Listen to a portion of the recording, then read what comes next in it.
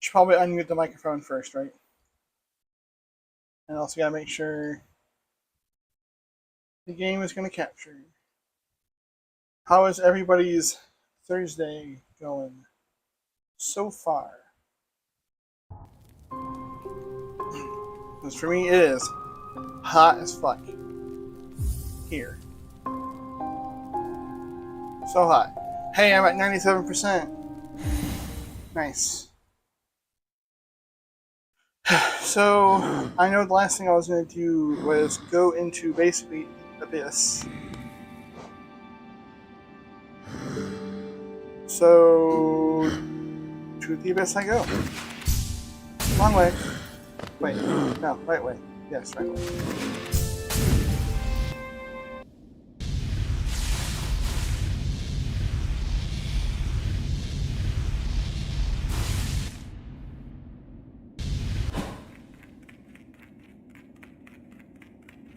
Oh yeah, I don't have a compass on.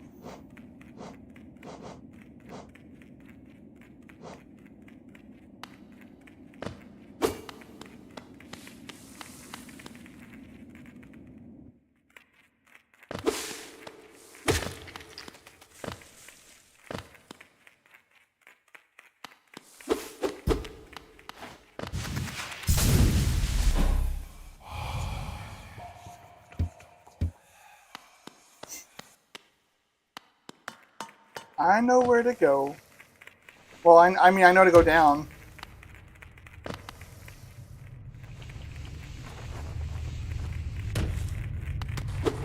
Oh.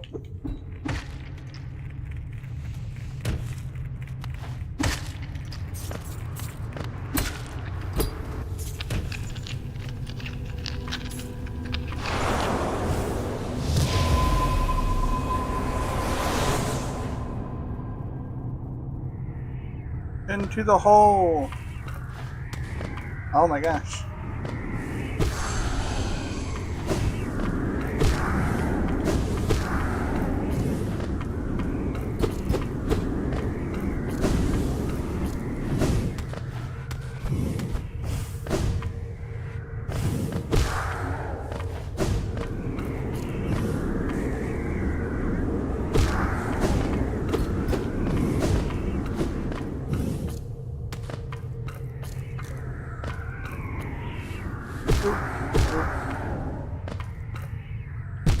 Oh.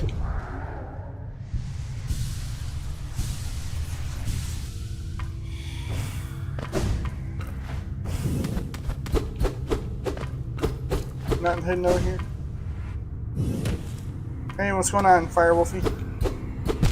Welcome to the stream and thank you for being here. Thank you both for being here. I really appreciate it.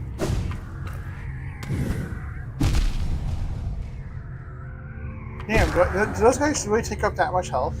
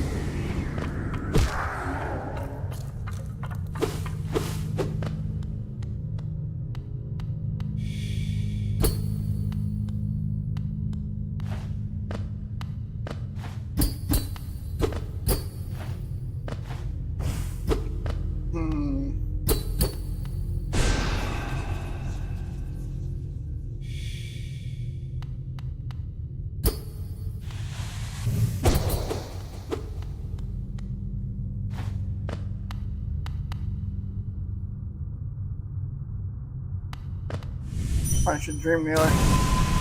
Oh.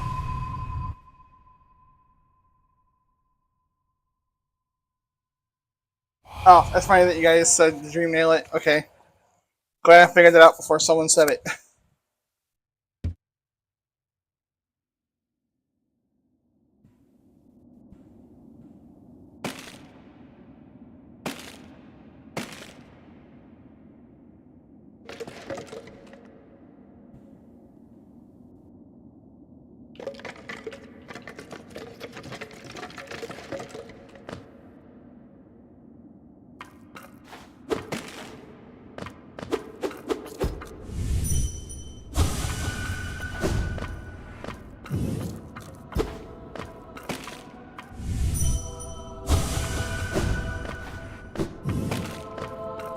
Is this going to be another jump puzzle? Or another jumping thing?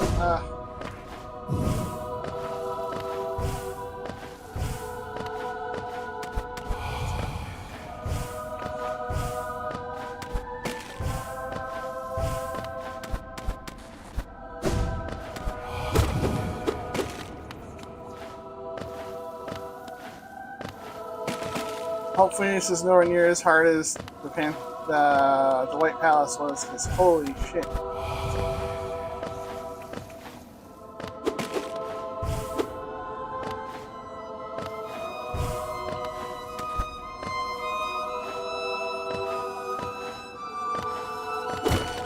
The brain rot is strong today, isn't it?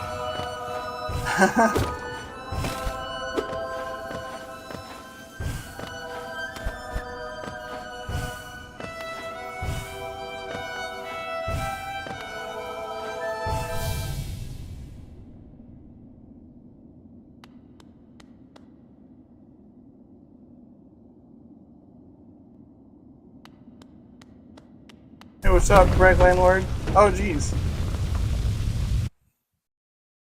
How's it going, Greg Landlord? If you are new here, please consider liking the stream and subscribing if you'd like to see more of stuff like this. Although, this might be the last stream I do of Hollow Knight if I actually get the true ending today, so maybe don't subscribe if you want to see more of this game.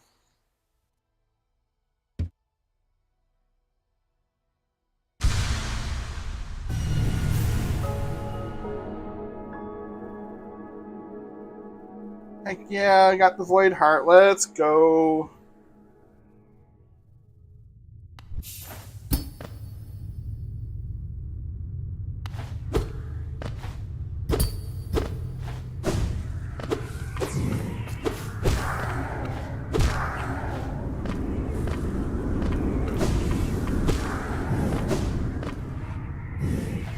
Ooh, so am I ready for the true ending now? Oh my gosh.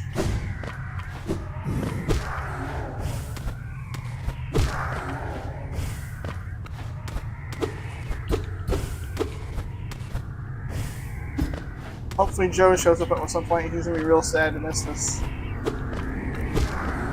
Oh wait, they can't hurt me? Oh dude, sweet.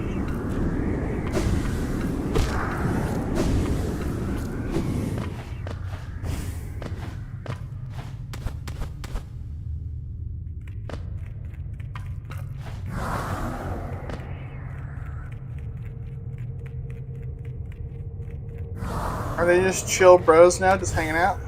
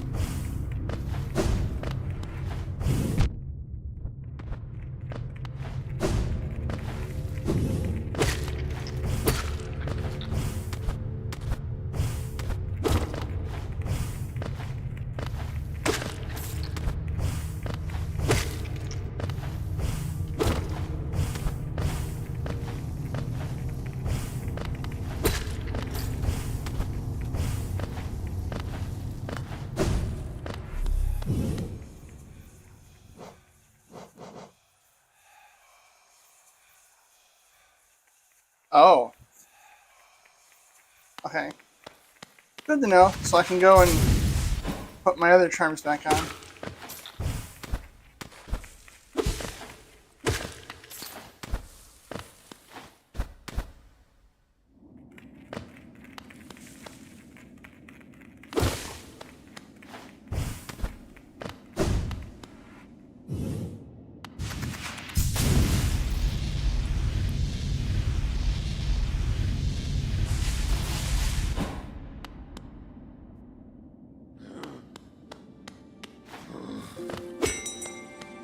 I don't think I'm young enough to understand the intensive brain rot happening right now.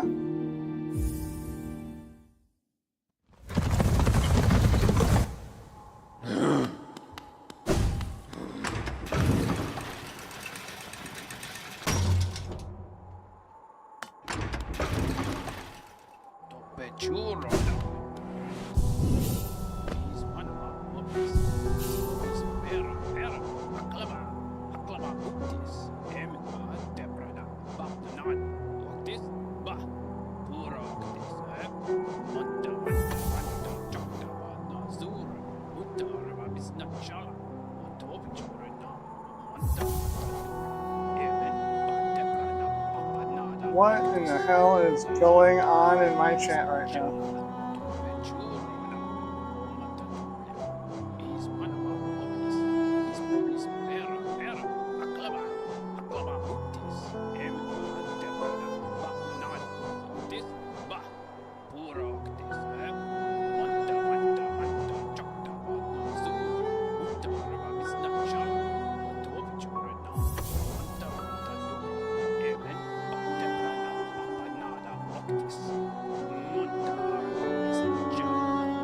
Oh, wait, no. I want to remove this one.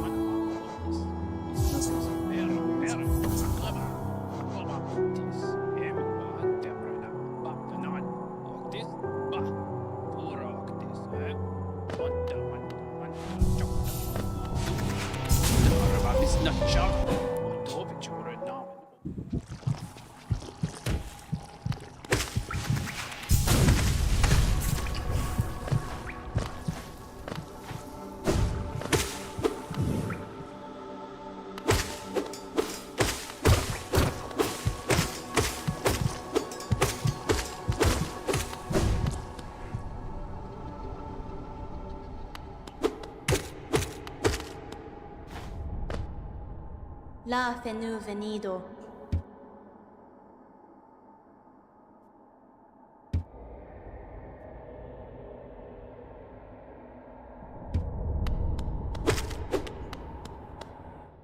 Yeah, I don't know when I got 69 subs, but hey.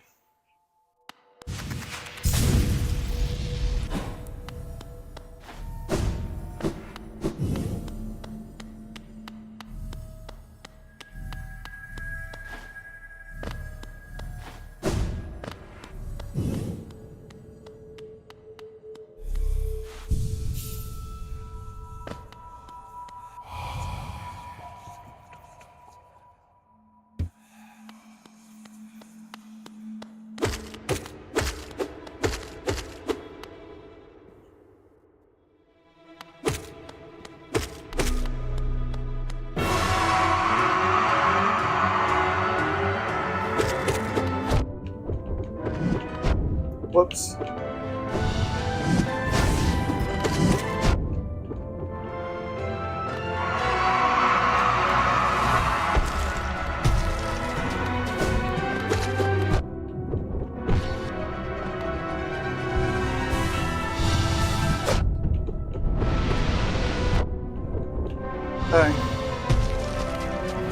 I always seem to like do warm-ups before I get into these fights.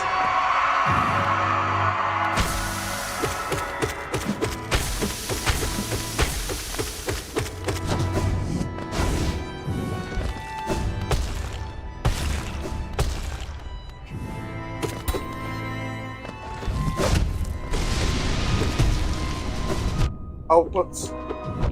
Whoops. Oh. I get to redo this.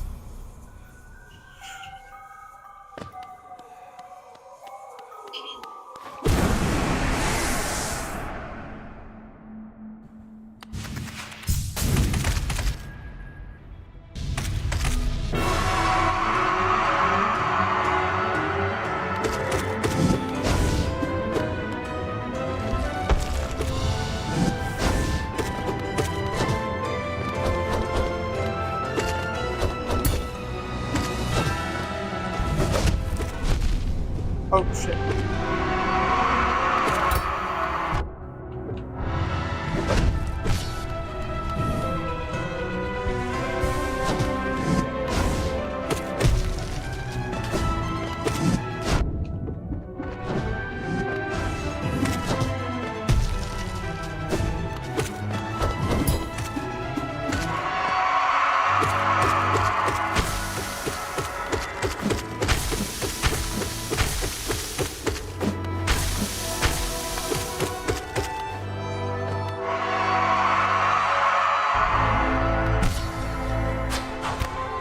Oh, this is different.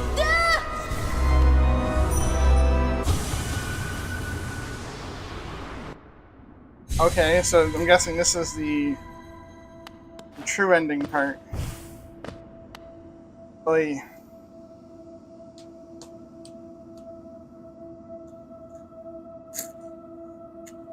Is this it? Is this the end? We drink some water first.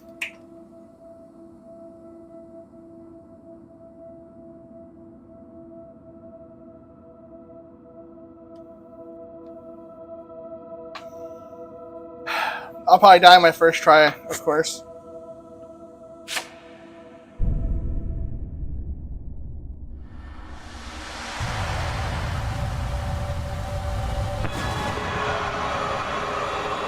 What's up, DJ Ryan G? Oh, okay, let's go.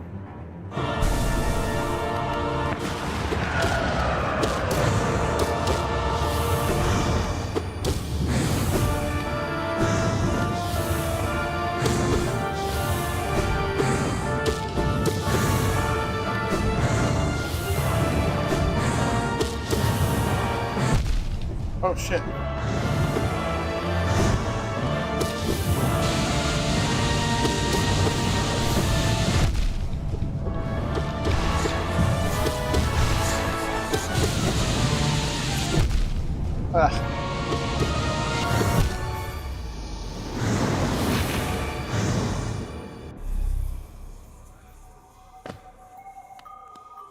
Kind of expected that to happen. It'd be nice if I could just keep going back to that part.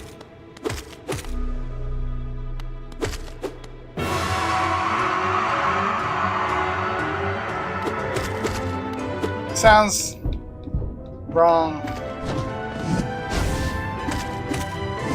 I can be inside her, if you know what I mean. Hey.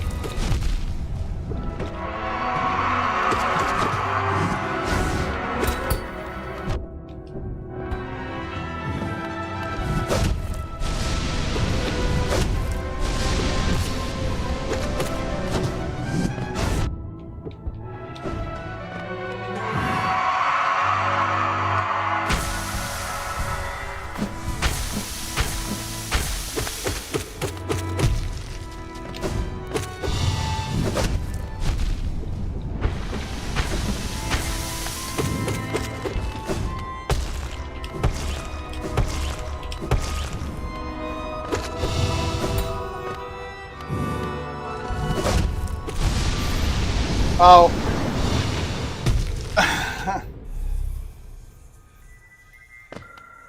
Talk about being a Rizzler and you guys are telling me to get inside the boss.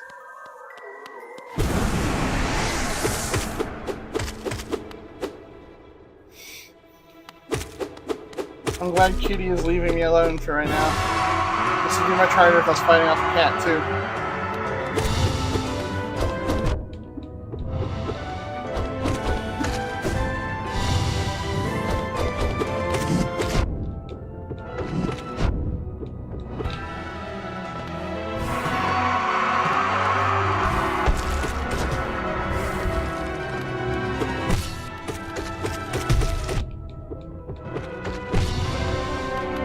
Should I try to get that ending?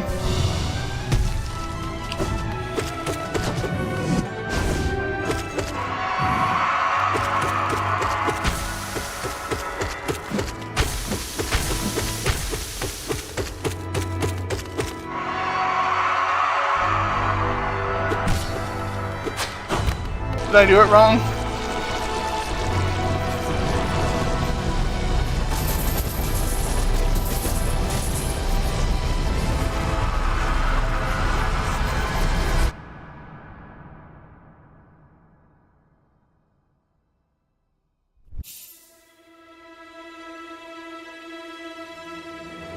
So there's a new ending if you do it like this.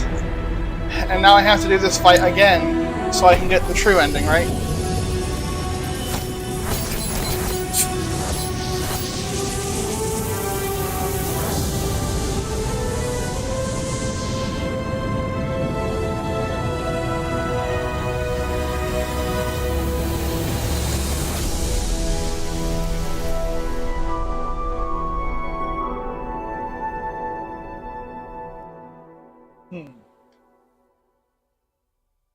Now, do I have to watch the credits again?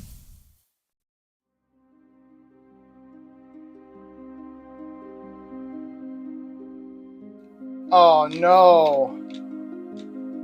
Oy, okay.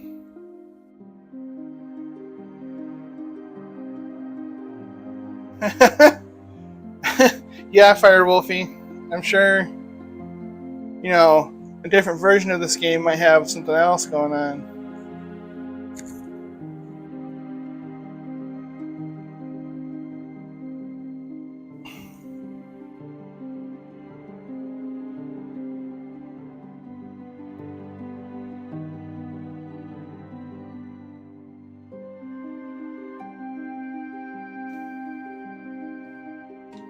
Man, do I gotta watch this every time I beat it?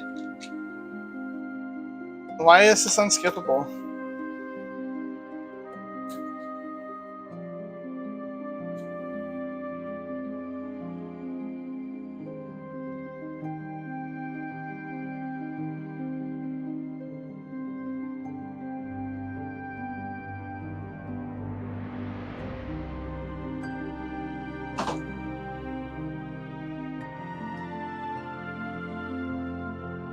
So I guess I get to do this again, but then try to get the real ending.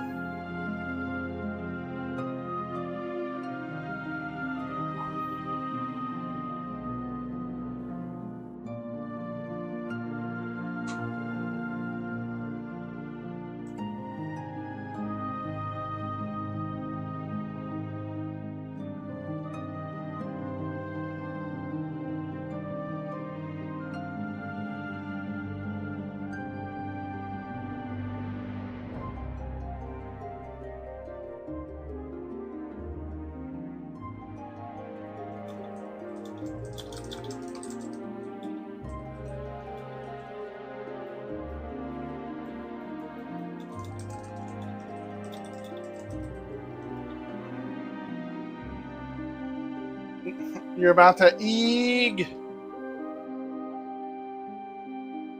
I know you two are already in the Discord, but just in case anyone else comes in and wants to. Ow. Thanks, Kitty. I appreciate your support. Even though you're just attacking the crap out of my foot right now.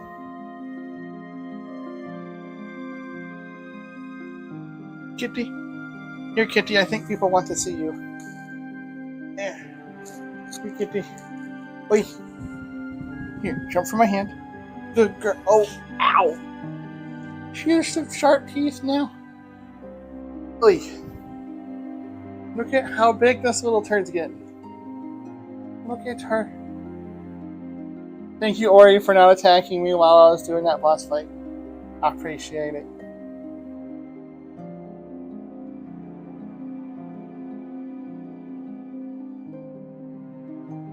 Yes, attack your tail. Your tail is your worst enemy. Excuse me while I go do this again. But I have to do it and get the true ending. And you have to not attack me while I'm doing that. Okay, Kitty?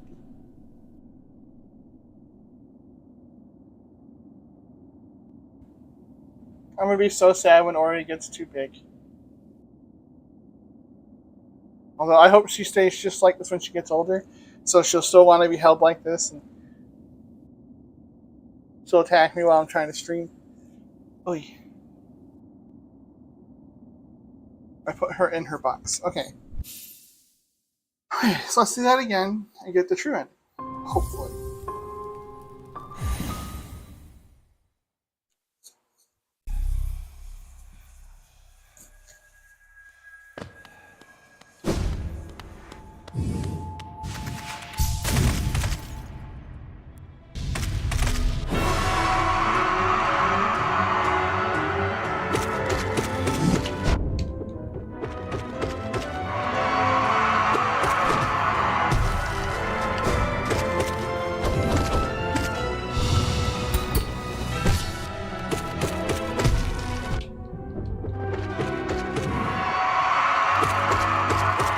Yeah, stab yourself. Let's go.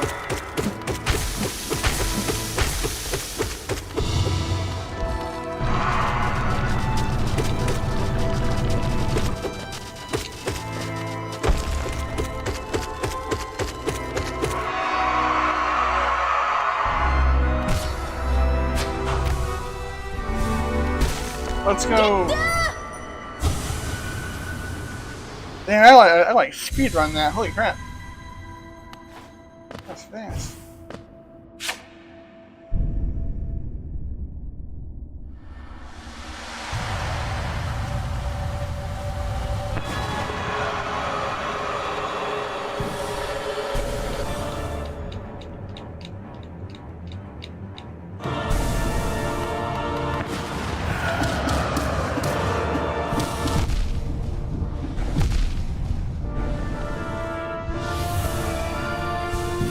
She may not have her own hitbox, but she has that.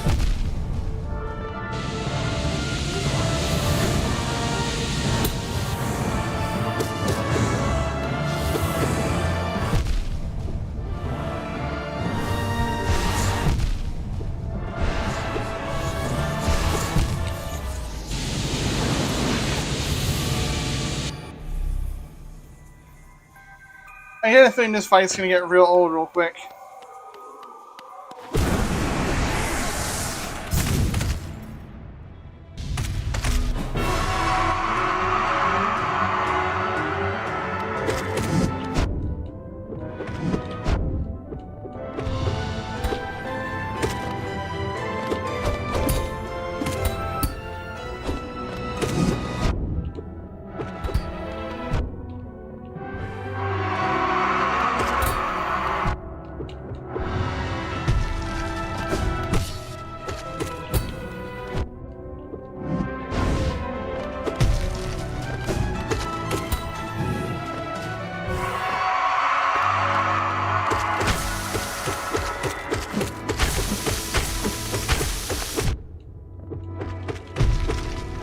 Boy. Nice.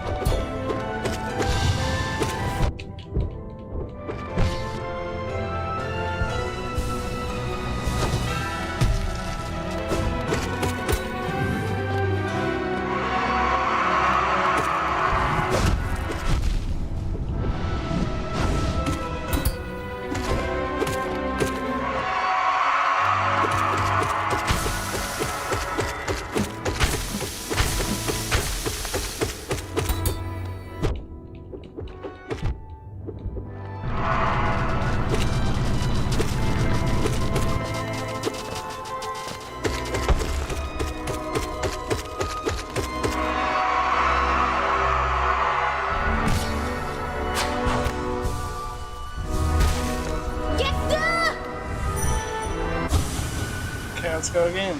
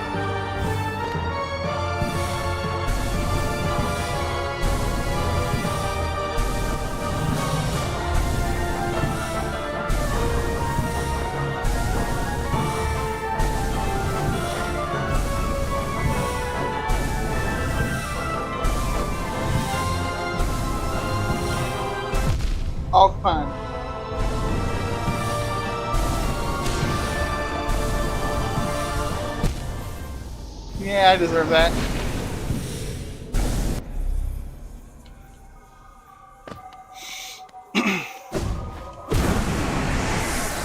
I don't know if you've noticed anything, Terraria, but I rarely use spells.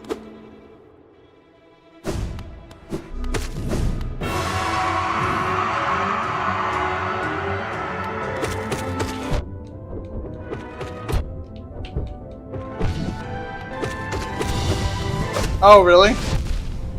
That's funny.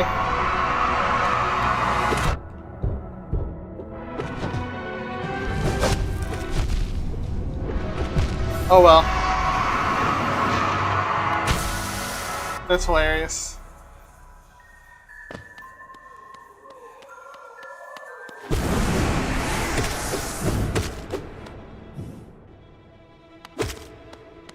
I shot a spell at her. I thought I hit her and nothing happened, so apparently it wasn't just well.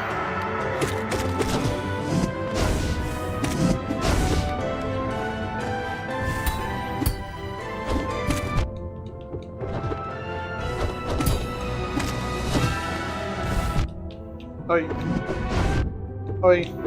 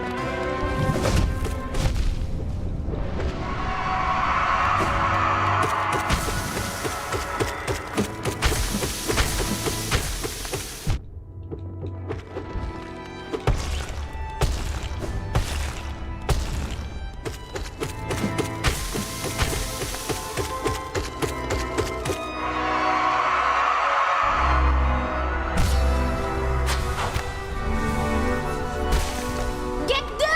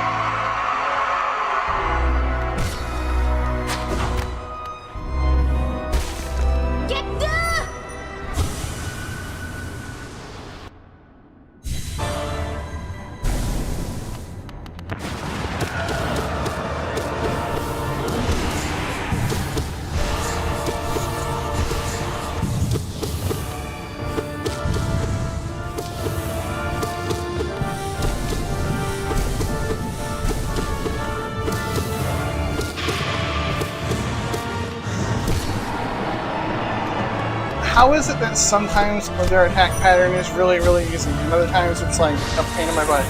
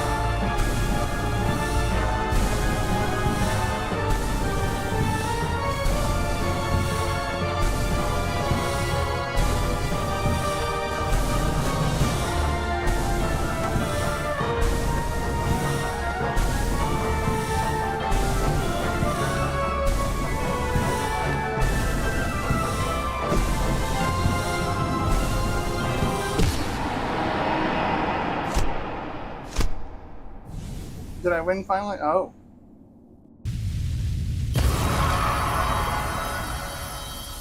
Oh, damn. Oh, damn.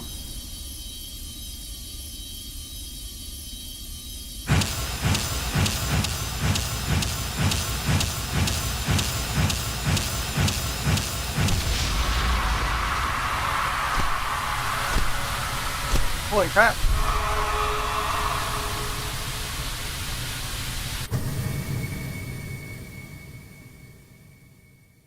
I did it. I hope.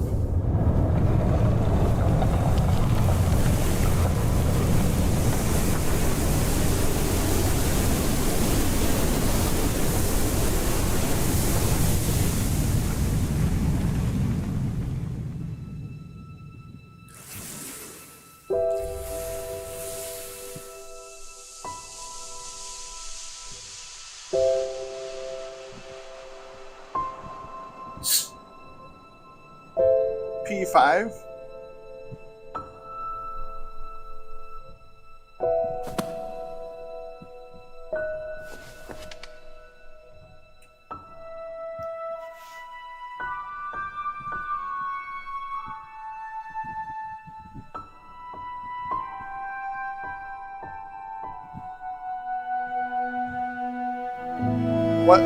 What's P5?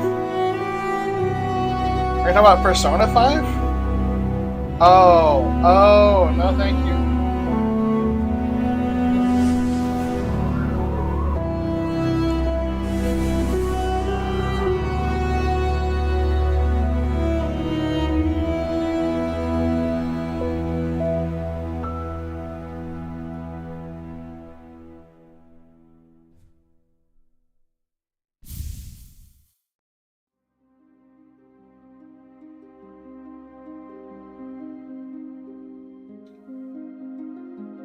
Well, damn, I thought this was going to go on a little bit longer. I didn't realize I was like literally only like just a little bit away from the file. Oh, hi, Katie. I'm sorry. I didn't realize you were down there laying on my foot. Thank you guys very much for your assistance in helping me beat this game.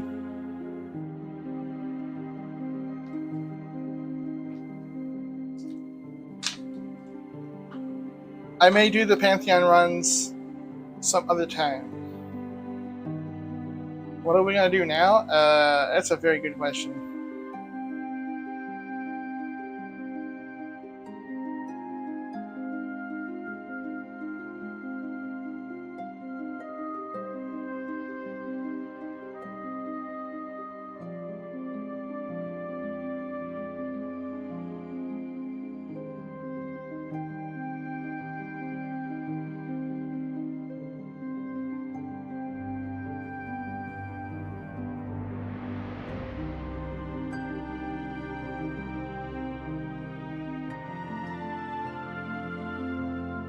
I guess what should I do? I got the true ending on here now, so technically I...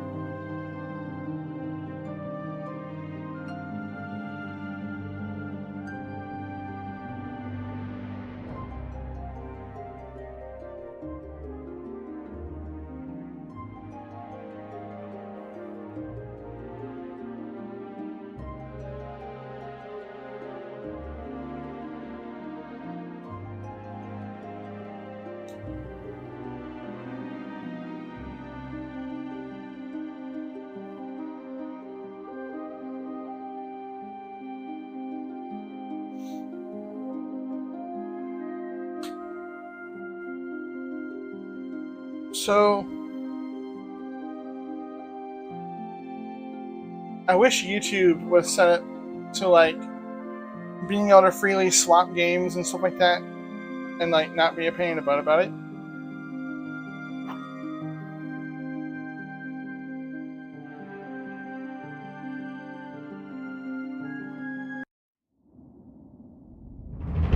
Still 97%. Yeah, that's disappointing. Getting true ended doesn't put you up higher. It's fine.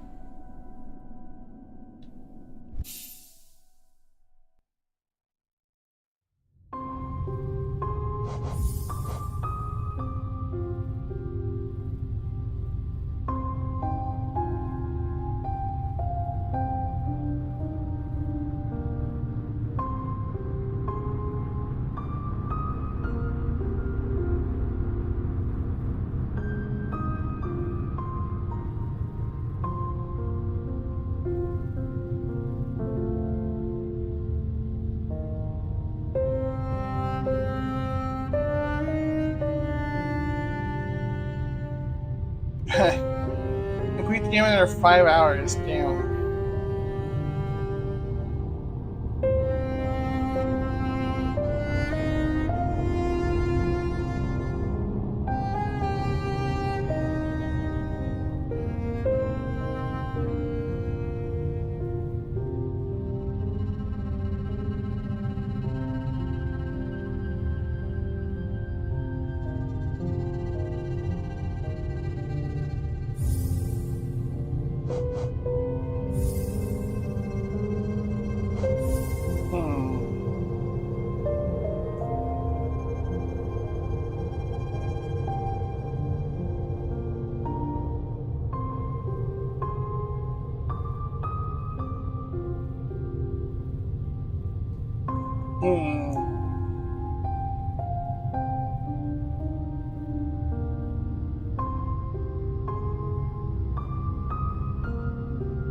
How much more would I have to do to get to 100%? Like, yeah, I don't want to do the Path of Pain. No, thank you.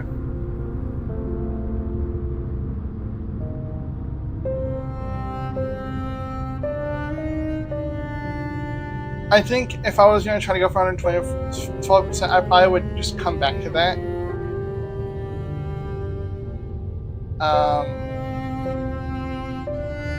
I don't know. Is there anything else you guys would be interested in seeing me play at the moment? Like, should I end this stream and start another one with like a different game?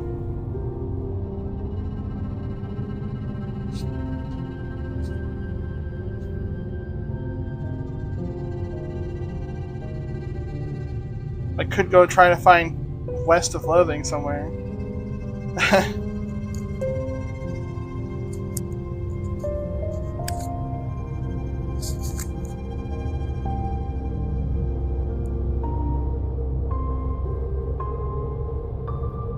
Although that would be a one-shot, because the next game I'm supposed to be trying is Freedom Planet 2. So if I did West of Loathing, that would just be like, it would be like a one-shot for now until like I'd be trying it out and then coming back to it after I beat Freedom Planet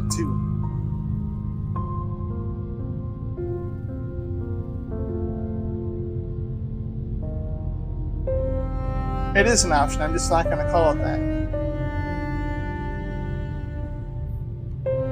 Because one day I would like this channel to be big enough to get review codes and things for games, so I don't want to like advocate for that.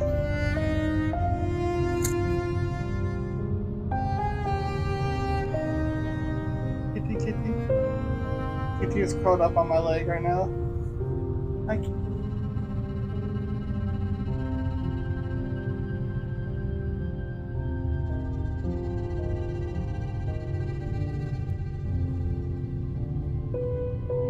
It's a very good kitty.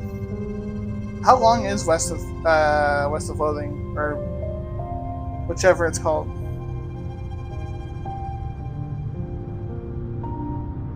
Is it like one of those games that's like super short?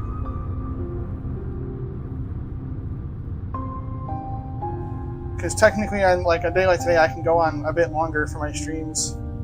because usually I have to stop around 4 p.m. MST because of my fiance getting out of work. But on Thursdays I can go until like 6.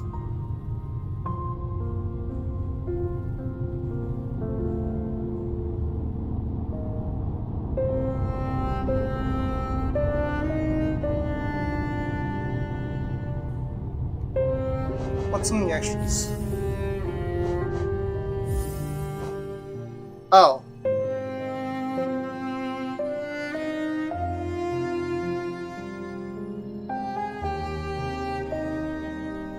So that's what those are.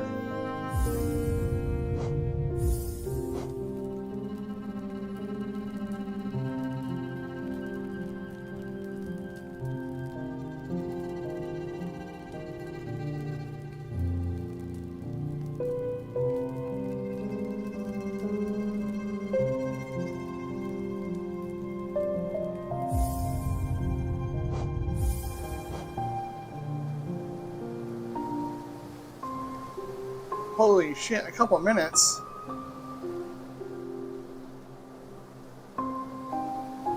That is so short.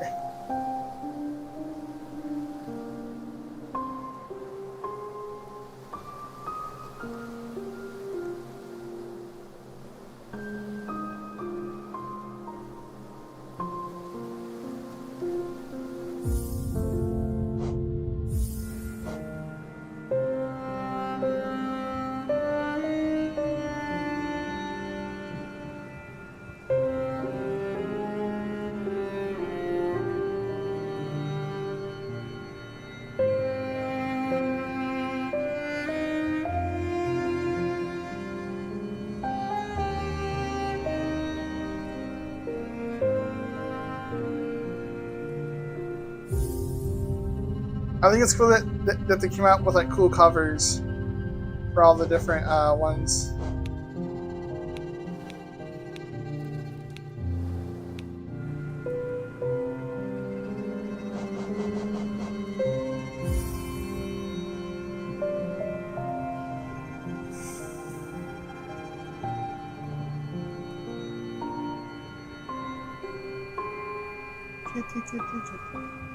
He wants to say hi again.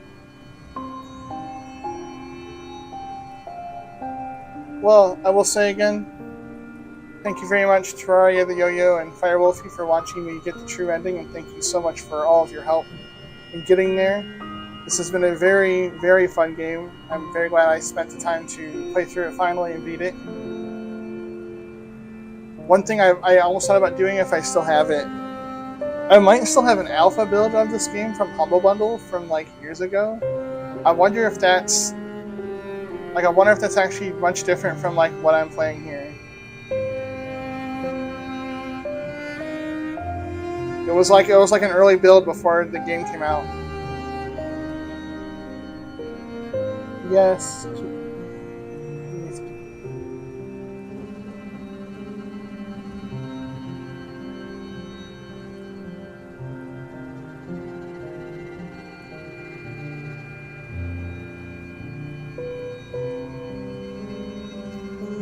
I'm actually gonna check that super quick.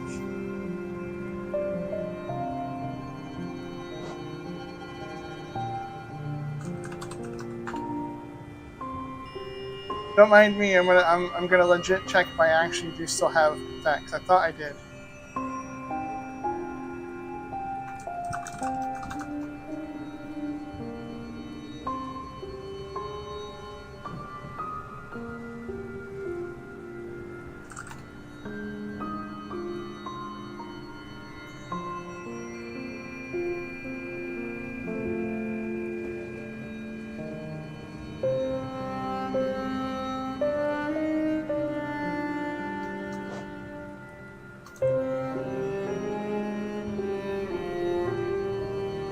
Yeah, because like so many years ago, pretty sure.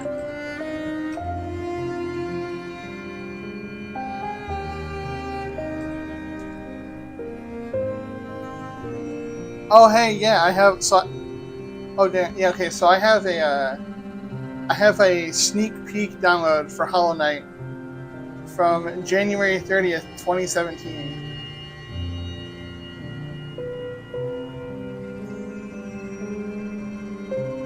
Oh, this is an error occurred while processing my request. Can I not download it? Oh, can I not download either of them?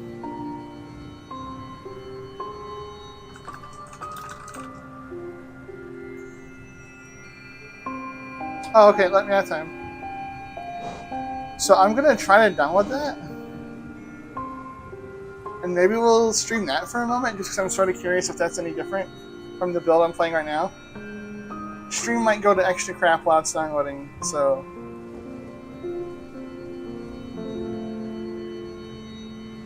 You have a video you'd like for me to watch on a bit of the lore? If you link it in Discord, I'll probably watch it.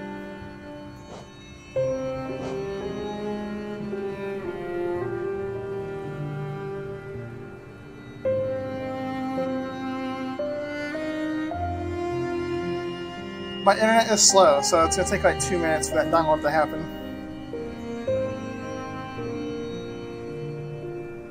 I don't know if I could have everything really spoiled for me at this point. I got the true ending of the game.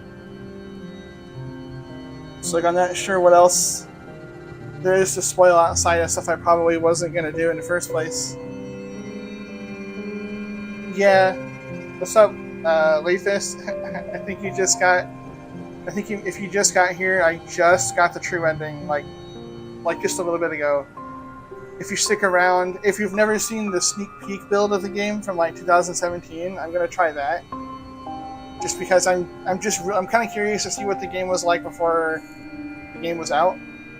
So I remember, yeah, back in 2017, I got a sneak peek build of this game, and yeah, it was January 30th, 2017. So as soon as it's done downloading with my slow ass internet, I'm gonna stream that. So I'm very curious to see what's going on.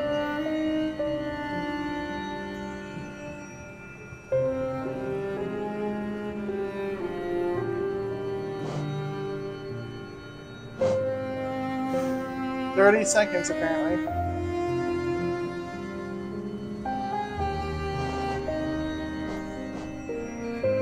Okay, let's quit this for now. So it's gonna be darkness for a moment.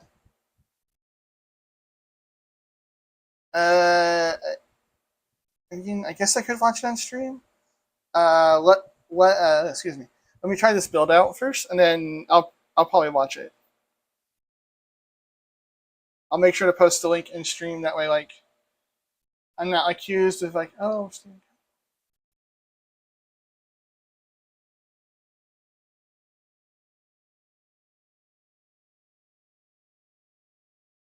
oh no, the darkness. Oh, is this it? Okay.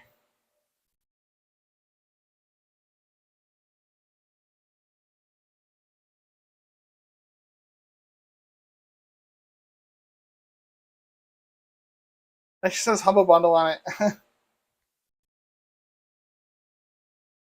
Sneak peek is taken from an unofficial. Oh, so it's a. So this really is a work in progress build.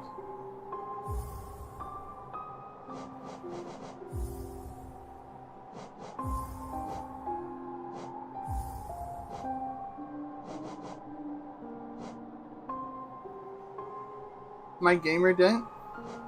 What do you mean?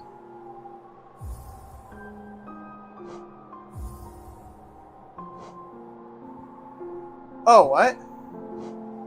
It's just part of it?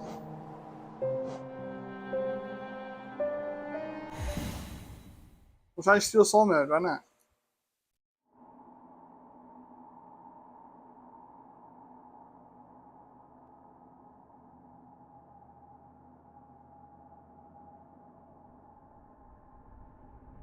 Oh, are you talking? Is a gamer net that thing that they say headsets are doing to people's heads? Yeah. I don't think I have a gamer dent.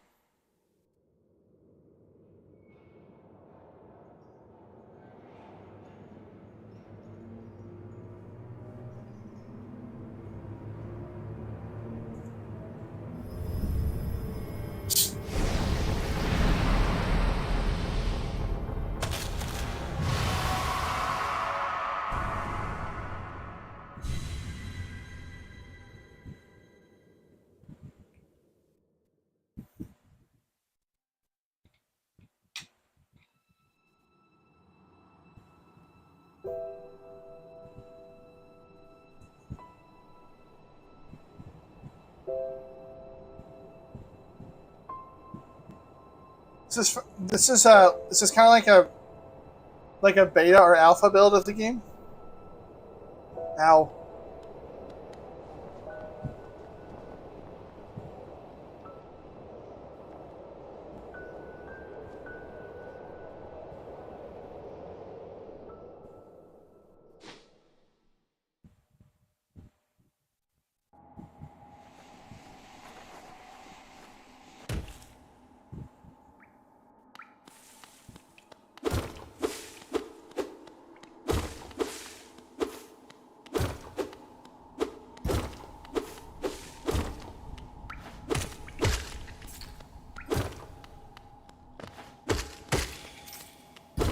It's weird that the game actually is noticeably not running as smoothly.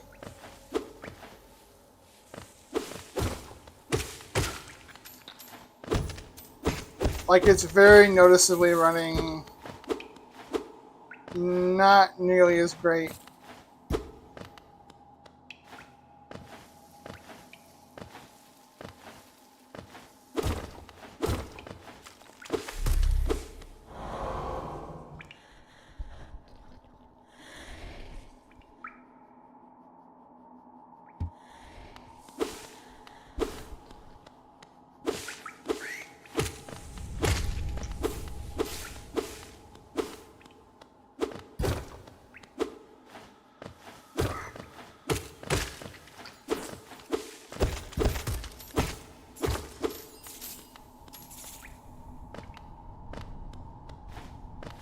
I miss being able to dodge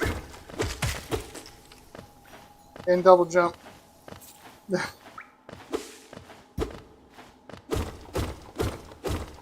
Oh.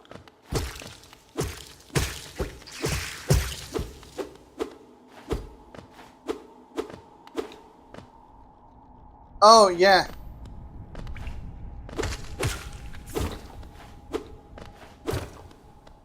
My fiance likes me better shaved, even though I personally, I do not like being shaved.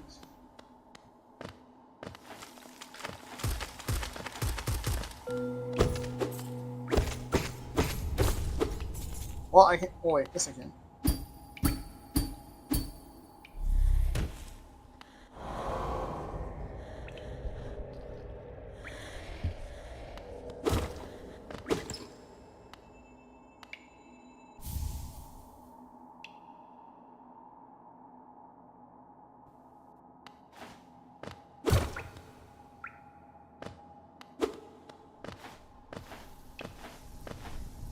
Oh, okay.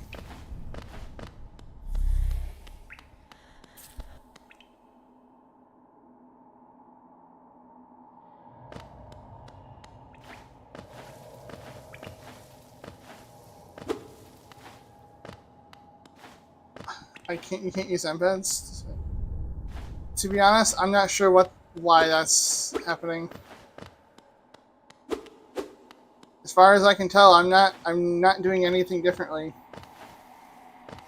with these streams compared to my VGM Oscillo streams.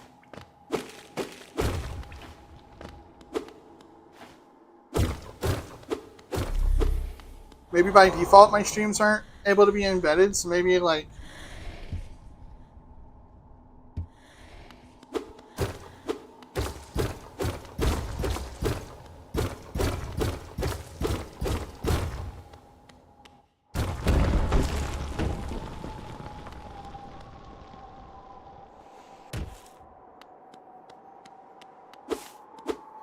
so far. Oh, that's different.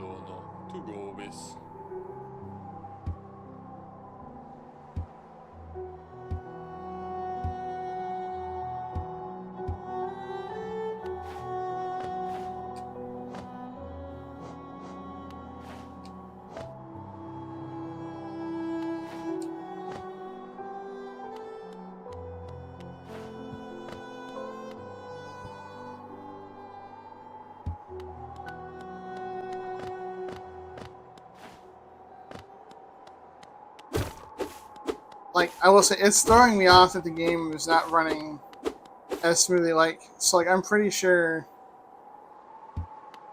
that you guys aren't getting exactly a super smooth experience. But, like,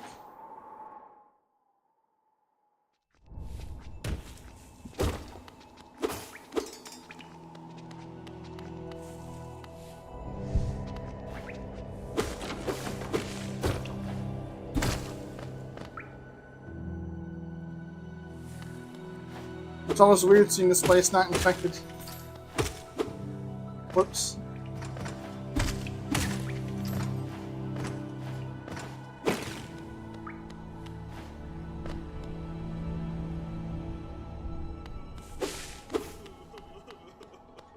Aw, he's so sad.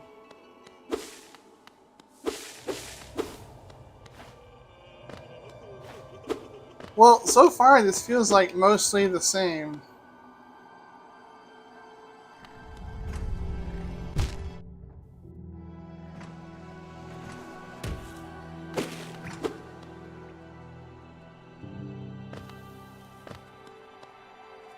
Oh, hey, is that voices?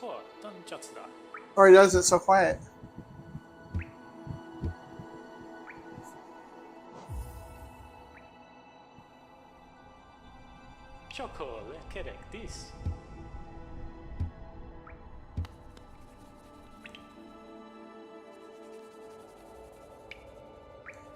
Well, as cool as this is, I think I'm just gonna stop here with this. There was a part of me that was hoping it was gonna be more obviously way different. That's fine. We're gonna try to watch that video that he sent me. Oh my gosh, calm down.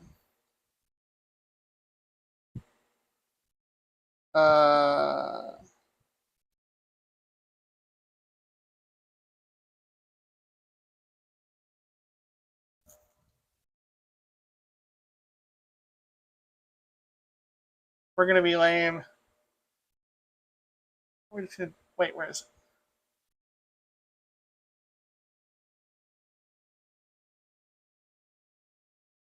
We're just gonna do it like this. Because I'm lame. I'm like a shittier version of Asmongold. I'm not nearly as cool. Okay, let's I guess check this out.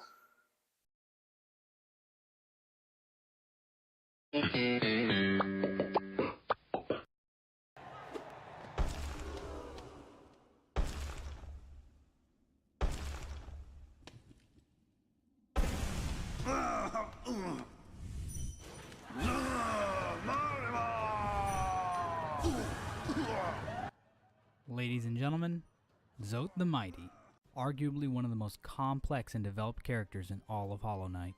In fact, Zote has more dialogue than any character in the game, with over 2,600 words of dialogue, much more than Seer, Lem, or Elderbug. But despite all this dialogue, Zote is still one of the biggest mysteries in Hallownest. Debates over his origins and impact on the story have torn apart friends, families, and Redditors alike. There are so many questions. Where did Zote come from? Where is he going? Who are his parents? Where was Zote on 9/11? Why won't he submit to a polygraph test? Is he hitting that? Well, today, we're going to get to the bottom of these mysteries. Because is he hitting that? What the fuck else would we be doing with our lives? Zote shows up in the game pretty early. He is established as a comic relief character, constantly needing the knight's help to save him, while also proclaiming that he is a knight of great renown. Eventually, the knight fights Zote in the Coliseum of Fools, and it's fucking pathetic. It's like shooting a fucking dog. Jesus Christ. So yeah, Zote's a joke. And yet there's one thing about him that causes a total shitstorm for those of us trying to understand the game's lore. Zote looks an awful lot like the knight, more so than any other NPC in the game. This is kind of a big deal. If you don't know why this is important, I'll give you a quick rundown. The knight is basically one of several hundred failed test tube babies created by the king and queen of Hallownest in order to stop Mothra from taking over the world, who were then locked away in the basement because they had too much thought. So the fact that the knight has several siblings mixed with its uncanny resemblance to Zote has led to some interesting theories. And the idea that Zote is one of these failed vessels has been posited by some. If you go to the Hollow Knight wiki page, which is where all Hollow Knight lore whores go to get their information, you can see that a few users have posted the idea, so I'm not making this shit up. So yeah, that's the big question. Some people think that Zote is one of the Pale King's failed vessels who escaped, and others say that Zote is completely unrelated to the Pale King's experiments. So what's my shitty opinion? Well, I think that Zote is probably unrelated to anything involving the Pale King. The idea that Zote came from the Abyss just doesn't hold water when we look at all of his dialogue. But in case you didn't know, I'm the kind of person who pretends to hear both sides of an argument before continuing to cling to their own biased decision. So let's hear the evidence for why Zote is a sibling. Now, remember when I said that Zote has the most dialogue out of any NPC in the game? Well, while that is true, most of his dialogue is completely irrelevant to anything important. After finishing his side quests, Zote winds up in Dirtmouth teaching Bretta his 57 precepts. And most of these precepts are either common sense or just plain bad advice. Like Precept 44 that says you can't breathe water, or Precept 19 that says only attempt something if you know you will succeed, or Precept 38 that talks about a mysterious force?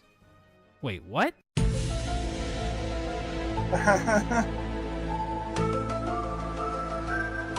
But within Zote's dialogue, we do see a theme begin to emerge. Basically, Zote has daddy issues. During the fight in the Colosseum, Zote has Dreamnail dialogue that reads as follows: "I'll kill 1,000 more. Will that be enough, father?" Zote mentions the word father again in Precept 52. The precept is titled, "Beware the Jealousy of Fathers." Zote explains in this precept that fathers believe that children must serve them, and that fathers should be either vanquished or abandoned. The use of the word serve here is interesting. This word appears when the knight dreamnails the molds that were used to make the Pale King's void constructs. Zote also mentions that mothers will always betray you in Precept 11, which is titled, "Mothers will always betray you." And we know that the White Lady isn't exactly proud of her participation in the creation of the vessels. Maybe because she also views it as a betrayal? Jeez, sounds like Zote had a really bad father. Hey, you know who was a bad father? The Pale King! Zote is Pale King's son confirmed. Well, not so fast. What about the fact that Zote has a personality? Aren't vessels supposed to be completely void of mind or thought? Isn't that the whole point? There are two explanations for this. The first is that it is possible for siblings to have personalities and voices, since we know that Hornet is a sibling. The second argument is that maybe Zote was one of the really early experiments, so the Pale King didn't know how to make vessels that were empty. So in other words, Zote is just a really fucked up experiment. Since we don't know much about the finer details of the Pale King's experiments, it's hard to argue the second point. But the Hornet explanation is on shaky ground. Hornet was not created with the intention of being used as a vessel. She was a gift to Hera from the Pale King in exchange for her help with combating the infection. And no reason is given to explain why Zote would have been created differently from the rest of the siblings. Precept 22 also fits in nicely with this narrative. Zote mentions that he left his birthplace as soon as he could. He says not to linger there, since there's nothing worth staying for. And I'll admit, the Abyss doesn't sound like a very nice place to stay. There's also this dialogue from Zote. He mentions that Dirtmouth is dreary and ghastly, and that it reminds him of home. I think you can interpret this dialogue either way, but I'll share it here since it seems relevant. If this was all the information we had to decide if Zote was a child of the Pale King, then this theory would actually be pretty plausible. But once we look at some of Zote's other dialogue, it becomes difficult to justify this theory. Before I get into what I think the biggest issue here is, I'd like to mention a few things. The Hunter's journal entry for the broken vessel mentions that it looks similar to the bugs of Hallownest, so it sounds like the vessels themselves might not be very unique in terms of their appearance. Bugs like Elderbug are probably what the Hunter is referring to. Elderbug has a shell with features similar to Zote, the most notable one being his mouth. The Knight, Hornet, and the other siblings don't have mouths, even though Hornet can still talk. So maybe Zote and Elderbug are the same species, and their resemblance to the siblings is just a coincidence. Anyways, here's the one big problem with Zote being a sibling who was made from the void. If the player character dreamnails Zote once he moves back to Dirtmouth, Zote mentions that he came to this kingdom. So Zote is not originally from Hallownest, or at least he doesn't remember being from Hallownest. At this point, we're gonna have to talk about the lands beyond Hallownest. The problem is, we basically know jack shit about the lands beyond Hallownest. While the player is never able to leave Hallownest during the game, we do get a glimpse into the outside world thanks to the Quirrell comic that Team Cherry released to their Kickstarter backers. This comic follows Quirrell as he makes his way from the wilderness back into Hallownest. The comic starts off by establishing that the bugs of the wilderness do not have minds. They shed their thoughts and choose to rely on instincts as a way to survive. This jives pretty nicely with a lore tablet that can be found at Howling Cliffs. During his journey, Quirrell comes across Boone, another bug who is able to communicate through speech. Quirrell eventually makes it to Hallownest, where he is confronted by Hornet. Hornet tries to murder his ass, but discovers that Quirrell has some pretty serious plot armor, and decides to let him pass into Hallownest. So, what's going on with this guy? Quirrell was once an assistant to Monomon the Teacher. Quirrell lived in Hallownest, but eventually left the kingdom for unknown reasons. But in this comic, as well as during most of the game, Quirrell shows no recollection of his previous time within the kingdom. Why was Quirrell's memory forgotten? Is it because the sands of the wilderness clouded his mind for so long that it took him a while to remember? Does leaving Hallownest cause bugs to lose any memories of their life inside the kingdom? Is Quirrell's memory loss entirely unrelated to leaving Hallownest? Well, to better understand this, let's look at the other bugs who travel to Hallownest during the game. Aside from Quirrell and Zote, Tiso, Cloth, Cornifer, and Izelda all seem to have ventured to Hallownest from some other location. All of these characters seem to have all of their memories intact. They never suddenly remember things long forgotten, and what they do remember seems to imply that they have never lost their memories the same way that Quirrell did. Cloth and Tiso are two other Kickstarter backer characters that the player can interact with during the game. Admittedly, neither character outright claims that they are from beyond Hallownest, but it's heavily implied. Cloth is a cicada-type warrior with a big club, who is on a quest to find Nola, a character that she mentions throughout the game. Cloth was designed by a Kickstarter backer named Noah Sturtridge. She was originally a male character named Burlap, who wore a burlap sack on his head. Team Cherry changed Burlap's name after they realized that Burlap doesn't exist in Hallownest. Not sure why they changed his gender though. I guess it's just Team Cherry trying to shove more of their progressive agenda down our throats. Tiso was created by Tiso Spencer, and his design is pretty close to what made it into the final game. In the Team Cherry post that revealed Tiso, it was mentioned that his story would have an interesting conclusion. And well, he dies off screen. Tiso travels to Hallownest because he wants to fight in the Colosseum of Fools, which he has heard rumors about. Tiso's knowledge of the Colosseum of Fools and Cloth's memory of her friend shows that these characters still have their memories. Then there's Izelda and Cornifer. Cornifer mentions that he moved to Dirtmouth as soon as he could, after he had heard about the Kingdom of Hallownest. You know, this being Cornifer's first kingdom to map does explain why the map of Hallownest he draws is so fucking shitty, but that's beside the point. Izelda also mentions that she used to be a fighter, but gave it up to be with Corny. But this dialogue might be hinting at a future Izelda boss fight. But anyway, the point is, these two bugs must have lived somewhere beyond Hallownest before the start of the game. So yeah, there are examples of intelligent bugs beyond Hallownest. As for Quirrell, the best we can say is that he originated from Hallownest, lost his memory, and his time back in Hallownest helped him recover his memory. So where does that leave Zote? Is he like Quirrell, or is he like the others? If he was from Hallownest before and lost his memory, why does he not remember anything about Hallownest during his quest? Is it because he's not as inquisitive as Quirrell? Maybe, but doesn't it seem more likely that Zote is just from a different part of the world? Zote has specific memories about his past, just like Izelda and the other travelers. There isn't any evidence that Zote has lost his memories, and he doesn't act like he's ever been to Hallownest before. So yeah, this "I came to this kingdom" comment is the nail in the coffin for me. So, why include all of this dialogue about Zote's father if there's no connection between Zote and the Pale King? Does Team Cherry just like getting their jimmies off to pissing off their fans and making them confused as hell? Well, it might have been included as just another way to contrast Zote and the Knight. While they both have fathers who probably aren't going to be getting any world's best dad mugs at Christmas, the Knight continues with his quest regardless, while Zote rejects his family and lives a life of self-absorption.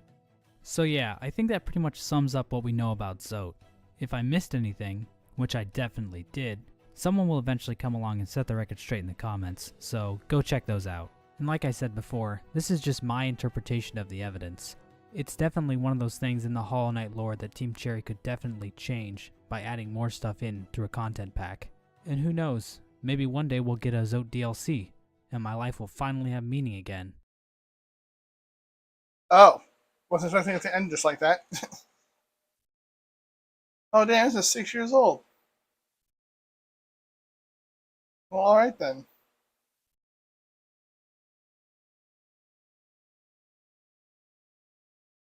Jeez, there's a lot of Smosh stuff. It's kind of funny. Well, that was that.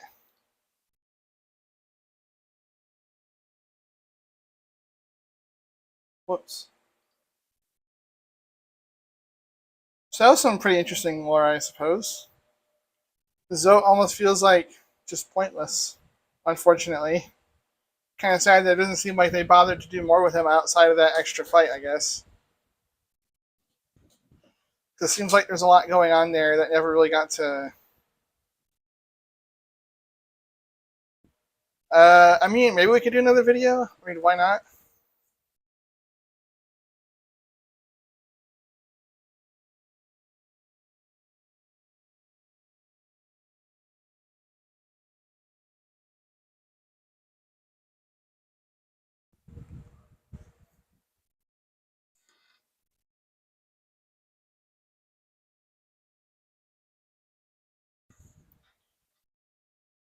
Okay.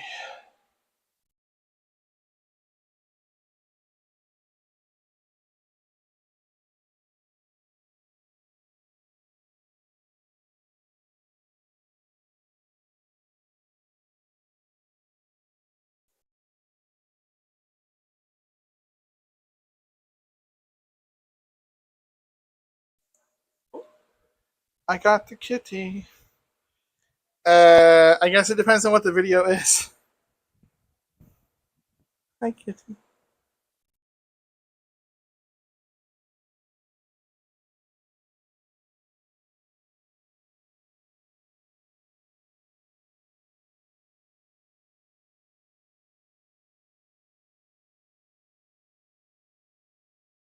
What? But why though? Yeah,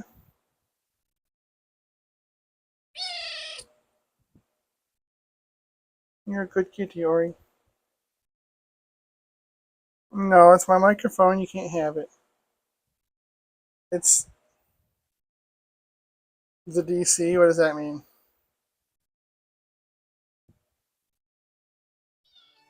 I mean, I see what you're talking about, but why? You know what? For the sake of just for the walls, I'll play it.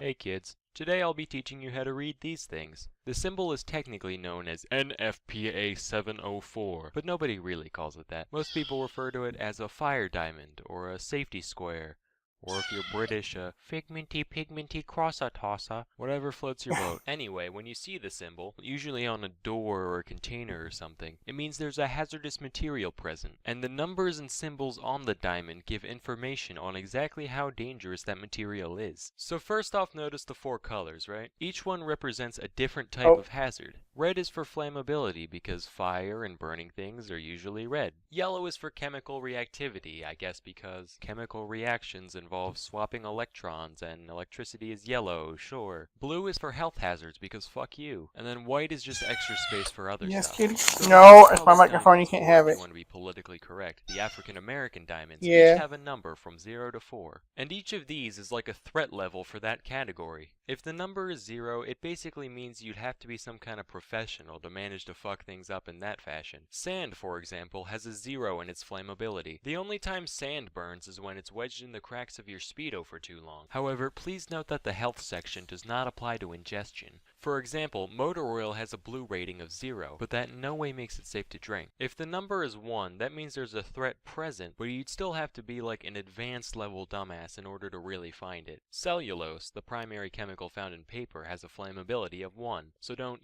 hold it over a fire for a while, and you'll be fine. 2 is where things start being kind of a big deal. Capsaicin, the chemical that makes peppers spicy, has a health risk of 2. You finish chopping your jalapenos and then you go touching your jalapenos. It's not gonna kill you or nothing, but it's gonna mess your day up for sure. If you see a 3, that's when you know you gotta watch out. Gasoline, it's got a flammability of 3, and we all know gasoline. You see gasoline walking by, you better take the cigarette out of your mouth, get the static off your clothes, fix your hair, make yourself presentable, don't make eye contact. That's the only way to keep yourself safe. And then 4 is the highest number on the scale. If you see a 4, the best thing to do is just start walking backwards, because if you're close enough to read that 4, chances are you're not where you need to be. Nitroglycerin has a reactivity of 4. If you soak a tissue in nitroglycerin and give it to your friend to sneeze in, that sneeze will result in his entire goddamn face getting blown off.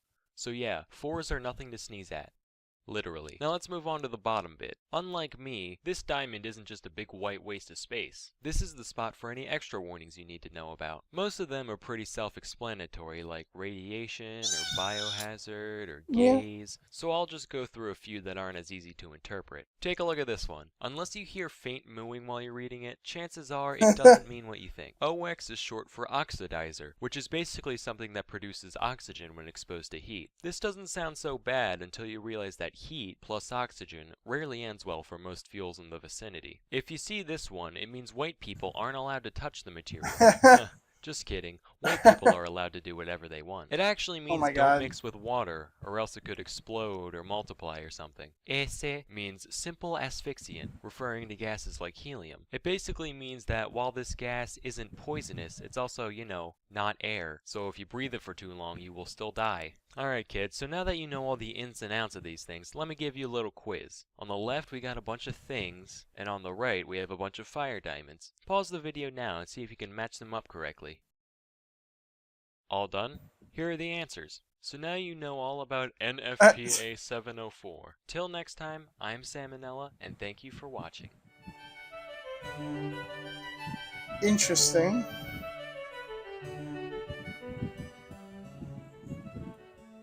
I don't know why, it kind of reminds me of like the crap guides to D&D, but like not as well produced. Oh my god, why is it a lot of My Little Pony? Or, well, I guess that was the first one there, but why? How does this lead to all this?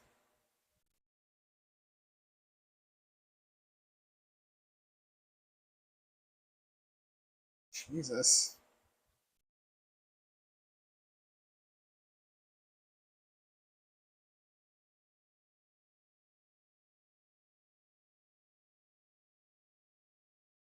Yeah, no, like, this isn't in my algorithm, so I don't watch anything that ever recommends this stuff to me.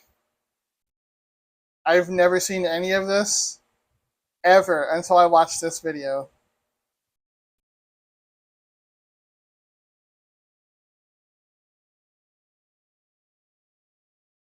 Well, that was an interesting video. Have you guys seen the history of the world?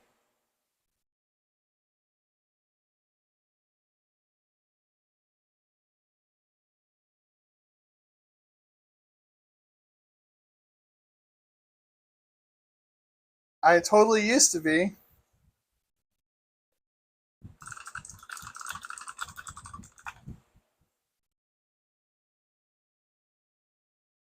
You know, I'm gonna play this and then I'm gonna end the stream just because I love you're this on a video. rock, floating in space. Pretty cool, huh? Some of it's water. Fuck it. Actually, most of it's water. I can't even get from here to there without buying a boat. It's sad.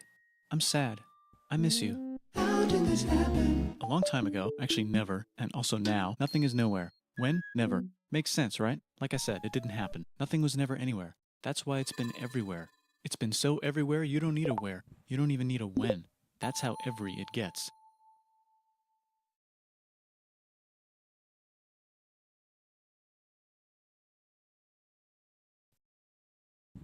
Forget this. I want to be something, go somewhere, do something. I want things to change. I want to invent time and space. And I know it's possible because everything is here and it probably already happened. I just don't know when to start. And that's exactly where it started. Oh, I paused it. I think there's a universe now. What's it made of? Quarks and stuff. Ah, that's a thing. In a place. Don't like it? Try a new place. At a different time. Try to stick together because the world is going to get bigger and emptier. But it's not empty yet. It's still very full and about 1,000,000,000 degrees. Great news, the quarks are now happily married in groups of 3, called a proton or a neutron. And there's something else flying around too that wants to join in but can't because it's still too... Great news, the protons and neutrons are now happily married to each other. Some of them even doubled up. Great news, the electrons have now joined in. Congratulations, the world is now a bunch of gas in space. But it's getting closer together. And it's getting closer together. And it's getting closer together. It's a star. New shit just got made. Some stars burn out and die. Bigger stars burn out and die with passion and make some brand new, way crazier shit. Space dust. Which allows newer, more interesting stars to be made and then die and explode into even crazier space dust. So now stars have cool stuff around them, like rocks, ice, and funny clouds, which can make some very interesting things. Like this ball of flaming rocks, for example. Holy shit, we just got hit with another ball of flaming rocks. And it kind of made a mess, which is now the moon.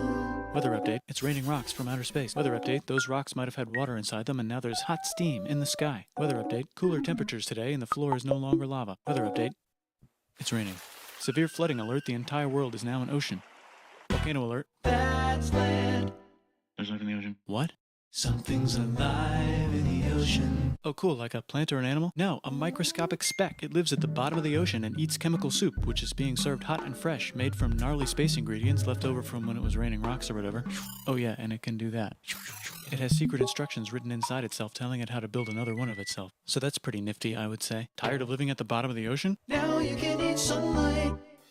Using a revolutionary technique, you can convert sunlight into food. Taste the sun. Side effect, now there's oxygen everywhere and the sky's blue.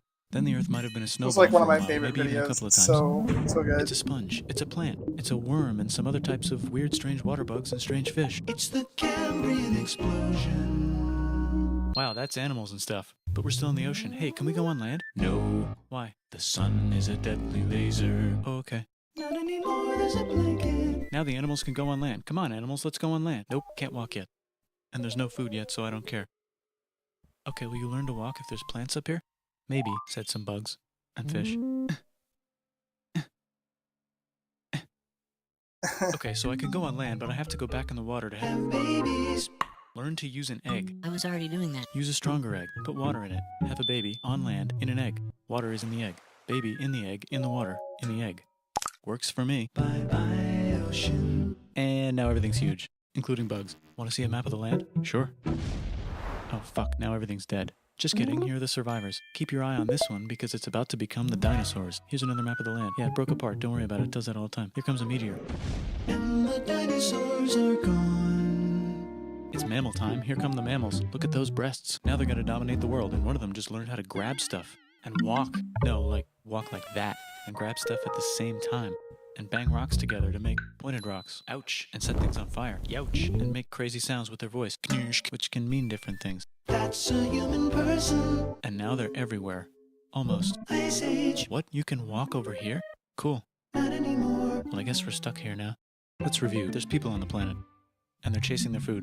Fuck it. Time to plant some grass. Look at this. I control the food now. Now everyone will want to be my friend and live near me. Let's all build houses, except mine is bigger because I own the food. This is great. I wonder if anyone else is doing this. Tired of using rocks for everything? Use metal. It's underground.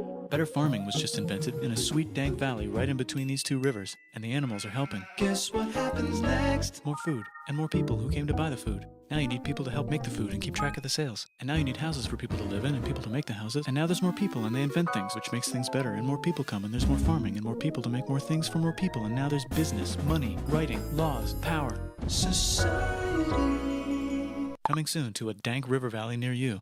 Meanwhile, out in the middle of nowhere, the horse is probably being tamed. Why is all my metal so lame and lumpy? Tired of using lame, sad metal? Introducing bronze, made with special ingredient tin from the far lands of Tinland. I don't know, my dealer won't tell me where he gets it. Also, guess what? Egypt. Meanwhile, out in the middle of nowhere, they figured out how to put wheels on a horse. Now we're getting somewhere. Also, China. And did I mention Indus River Valley civilization? The Middle East is getting more complicated, maybe because it's in the middle of the East. Knock knock, or clop clop. It's the people with the horses. And they made an empire, and then everyone else copied their horses. Greeks! Ah look, it must be the Greeks, or a beta version of the Greeks. Let's check in with the Indus River Valley civilization. They're gone. Guess who's not gone? China. New arrivals in India. Maybe it's those horse Yeah, people that might be a little bit sorted different, out, Archangel. or their cousins or something. And they wrote some hymns and mantras and stuff. You could make a religion out of this. There's the Bronze Age collapse. Now the Phoenicians can get down to business. Also, can we switch to a metal that's a little easier to find? Thanks. Look who came back to Israel. It's the 12 tribes of Israel. And they believe in God. Just one, though. He's got like a 10-step program. Here's some huge heads. Must be the Olmecs. The Phoenicians make some colonies. The Greeks copy their idea and make some colonies. The Phoenicians made a colony so big it makes colonies. Here comes the Assyrian Empire. Never mind, it's the Babylonian Median. It's the Persian Empire. Wow, that's big. Ah, the Buddha was just enlightened. Who's the Buddha? This guy, who sat under a tree for so long that he figured out how to ignore the fact that we're all dying. You can make a religion out of this. Oops, China just broke, but while it was breaking, Confucius was figuring out how to have good morals. Ah, the Greeks just had the idea of thinking about stuff. And right over here, Alexander just had the idea of conquering the entire Persian Empire. It's a great idea. He was great. And now he's dead. Hopefully the rest of the gang will be able to share the empire evenly between them. Knock knock, it's Chandragupta. He says, get the hell out of here. Will you get the hell out of here if I give you 500 elephants? Okay, thanks, bye. Time to conquer all of India. Or most of India. But what about this part? That's the Tamil Kings. No one conquers the Tamil Kings. Who are the Tamil Kings? Merchants, probably. And they've got spices. Who would like to buy the spices? Me, said the Arabians, swiftly buying it and selling it to the rest of the world. Hey, China put itself back together again, with good morals as their main philosophy. Actually, they have 3 main philosophies. Out here, the horse nomads run wild and free, and they would like to ransack your city. Let's check the Greekification levels of the Greekified kingdoms. Greekification overload. Bye, said the Parthians. Bye, said the Jews. Hi, said the Parthians, taking over the entire place. Hey, said the Romans, eating the entire Mediterranean for breakfast. Thanks for invading our homeland, said the Jews, who were starting to get tired of people invading their homeland. Hi, everything's great, said some guy who seems to be getting very popular and is then arrested and killed for being too popular, which only makes him more popular. You can make a religion out of this. Want silk? Now you can buy it from China. They just made a brand new road to the world. Or you can get their own water. Sick, new trade routes, said India, accidentally spreading their religion to the entire southeast. That's a good place for an epic trading kingdom. There goes Buddhism traveling up the Silk Road. I wonder if it'll reach China before it collapses again. Remember the Persian Empire? Yep, said the Persians, making a new one. Axum is getting so powerful they would like to build a long stick. Has anyone populated Madagascar yet? Let's do it together. China's home again. Then it broke again. Still can't cross the Sahara Desert? Try camels. Hell yeah, now we got business, said the Ghana Empire, selling lots of gold and slaves. Hi, I live in the Roman Empire, and I was wondering, is loving Jesus legal yet? No. Actually, okay, sure, said Constantine, moving the capital way over here to be closer to his main rival. Don't worry about Rome, it won't fall. It's the golden age of India. There's the Gupta Empire, not Chandragupta, just Gupta. First name Chandra. The first. Guess who's in Rome? Barbarians. What's a barbarian? Non-Romans, said the Romans, being invaded by non-Romans. R.I.P. Roman Empire. Or actually just half of it. The other half is just fine, but it's not in Rome anymore, so let's give it a new name. The Mayans have figured out the stars. Oh, and here's a huge city. Population everyone. The Gokturks have taken over the entire Eurasian steppe. Great job, Gokturks. How's India? Broken. How's China? Back together. How's those trading kingdoms? Bigger and there's more of them. Korea has 3 kingdoms. Japan has a kingdom. It's the Sunrise Kingdom. Deep in the Arabian desert, on the top of a mountain, the real God whispers in Muhammad's ear. So he goes down to the cube where everyone worships gods, and he tells them their gods are all fake. And everyone got so mad at him that he had to leave town and go to a different town. You can make a religion out of this, and maybe conquer the world as well. The Roman Empire is long gone, but somehow the Pope is still the Pope. Plus there's new kingdoms all over Europe. I wonder if there's room for Moors. Here's all the wisdom. In a house. It's the Baghdad House of Wisdom. Just in time for the Islamic Golden Age. Let's bring stuff to the coast and sell it and become the Swahili on the Swahili coast, said the Swahili on the Swahili coast. Remember this tiny space you have to go through to get from here to there? Someone owns that now. Want to get enlightened in the middle of nowhere? The Franks have the biggest kingdom in Europe, and the Pope is so proud that he invites the king over for Christmas. Surprise, you're the new Roman emperor, said the Pope, pretending to still be part of the Roman Empire. Then the Franks broke their kingdom into what will later be called France and not France. The Northerners, or just Norse if you don't have much time, are exploring. They go north, from the north to the northern north, and they find some land, 2 types of land, and they name them accordingly. They also invade some other places and get called many names, such as Vikings. There's the Rus, the Kievan Rus. Are they Vikings? I don't think so, said the Kievan Rus. Okay, fair enough. The Pope is ready to make some more emperors of the Roman Empire, the Holy Roman Empire. It's actually Germany, but don't worry about it. New kingdoms. Christianize all the kingdoms. Which brand would you like? Mine's better. Mine's better. Mine's better. Time to conquer England, said William. It's a bird. It's a plane. It's the Seljuk Turks, said the Byzantine Empire, who's getting so small it almost doesn't exist anymore. We need help. They need help, so they call the Pope. Hey, Pope, can you help us get rid of the Seljuks? Maybe take back the Holy Land on the way? Come on, I know you want to take back the Holy Land. Yes, I do actually want to do that. Let's do a crusade. Crusade! They did many crusades, some of which almost didn't fail, but at least the Italians got some sweet trade deals. Goodbye, Mayans. Hello, Toltecs. Goodbye, Toltecs. Hello, Mississippi. Look at those mounds. There's the Pueblo. I always wondered how to build a town in a cliff. Guess who's here? Come here. Where? Here. And Pagan is there. Vietnam unconquered itself, Korea just became itself, and Japan is so addicted to art that the military might have to take over the government. China just invented bombs and typing. And the Mongols just invaded most of the universe. Nice going, Genghis. I bet that will last a long time. Some of the Islamic Turks were unaffected by the Mongol invasions because they were busy invading India. Is it Tonga time? I think it's Tonga time. I just found out where the Swahili gets all their gold. Look at this Chad. Means lake. There's an empire there, right in the middle of Africa. The king of Mali is so rich he's going on tour to let everyone know. Wow, that guy's rich, everyone said. The Christians are doing a great job reconquering Iberia, which will soon be called Spain and not Spain. Please remain Christian. We will check in later to see if you're still Christian when you least expect. Whoops, half of Europe just died. China's back, yay! Hey, come here, time to share. New kingdoms here and there. Oh, look who controls all the islands. It's the Mahajapit, Majahapit, Mapajahit, Mahapajit, Mapajahit, Majapahit. Oh, Italy's really rich. Time for them to care a lot about art and the ancient classics. It's kind of like a rebirth. Here's a printer. Let's make books. So you think you can conquer the Byzantine Empire? Yep, said the Ottoman Turks. Nice job, Ottoman Turks. Oops, you missed a spot. Don't forget to ban Europe from the Indian spice trade. What? That's bullshit, said Portugal, spiceless. Well, I guess we'll have to find another way to India. Wait, said Christopher Columbus, probably smoking crack. If the world is round, let's go this way to India. No, don't worry, we already got this, said Portugal. So Chris goes to Spain. Hey, Spain, want to hire me to find India by going around back of the world? No, please, no, please, no, please. Okay. So he sails into the ocean and discovers more ocean, and then discovers the Indies and Japan. Let's draw a line to decide who gets which half of the world. The Aztec and Inca empires are off to a great start. I wonder if they know that Europe just discovered their continent. The Habsburgs are marrying into so many royal families they might have to start marrying each other. Move over, Lithuania. Here comes Moscow. Ivan wants to make Russia great again. Move over, Timurids. Maybe go invade India or something. Persia just made Persia Persian again. Let's make it the other kind of Islam. The one where we thought the first guy should have been the other guy. Hey Christians, do you sin? Now you can buy your way out of hell. That's bullshit. This whole thing is bullshit. That's a scam. Fuck the church. Here's 95 Reasons Why, said Martin Luther in his new book, which might have accidentally started the Protestant Reformation. You know what would be magnificent, said Suleiman wearing an onion hat? What if the Ottoman Empire was really big, which it is now? What if Russia was big, said Ivan, trying not to be terrible. Portugal had a dream that they controlled the entire Indian Ocean, including the spice trade. And then that dream was real. And Spain realized that this is not India, but they pillaged it anyway. Damn, said England and France. We gotta start pillaging some stuff. Then the Dutch revolt and all the hipsters moved to Amsterdam. Damn, said Amsterdam. We gotta start pillaging some stuff. Question 1. Can you get to India through North America? No, but at least there's beaver. Question 2. Steal the spice trade. That's not a question, but the Dutch did it anyway.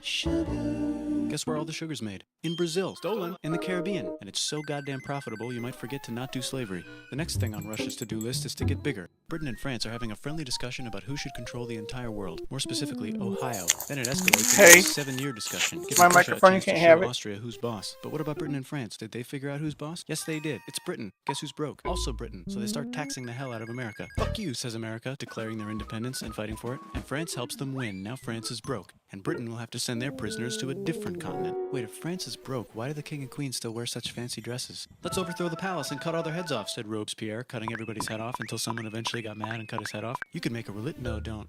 Haiti is starting to like the idea of a revolution, especially the slaves, who free themselves by killing their masters. Why didn't we think of this before? Wait, who's in charge of France now? Said Napoleon, trying to take over Europe. Luckily, they banished him to an island. But he came back. Luckily, they banished him to another island. There goes Latin America, becoming independent in the Latin American Wars of Independence. Britain just figured out how to turn steam into power, so now they can make many different types of machines and factories with machines in them, so they can make a lot of products real fast.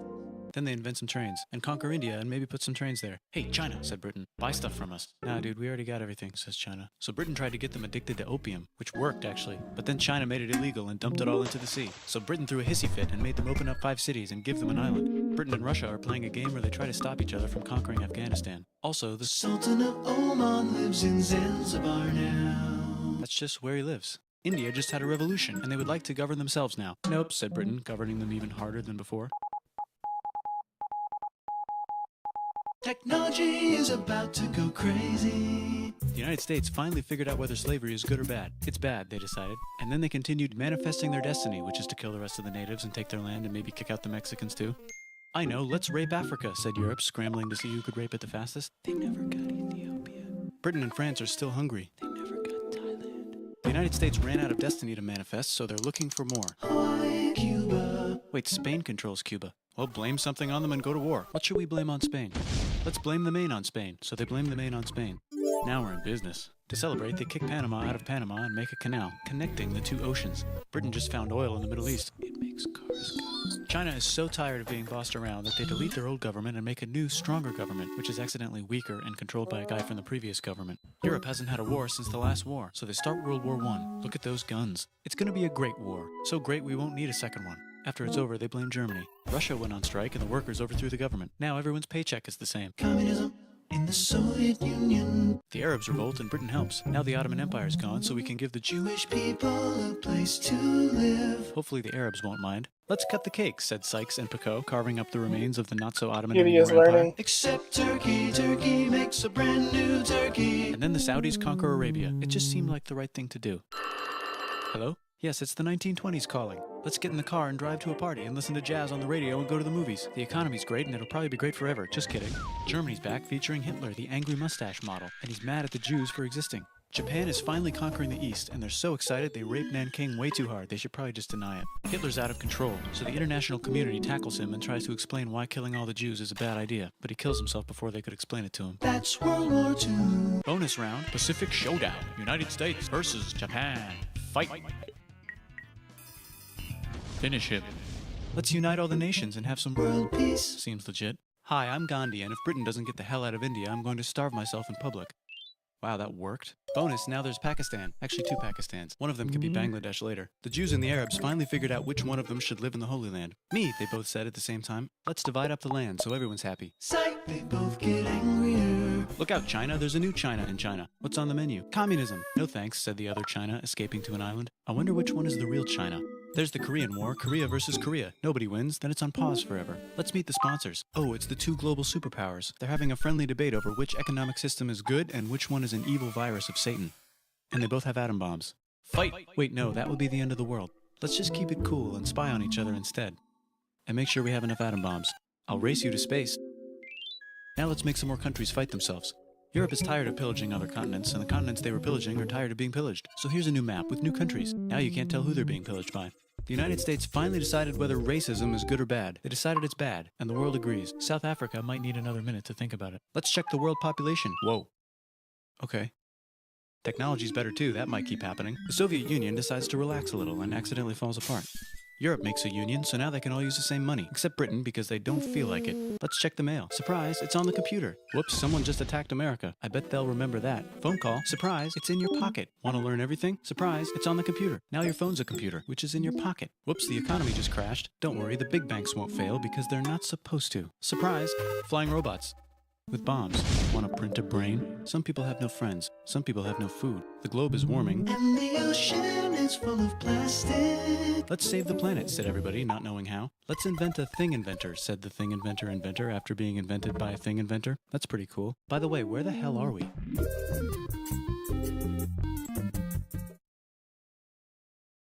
That was quick.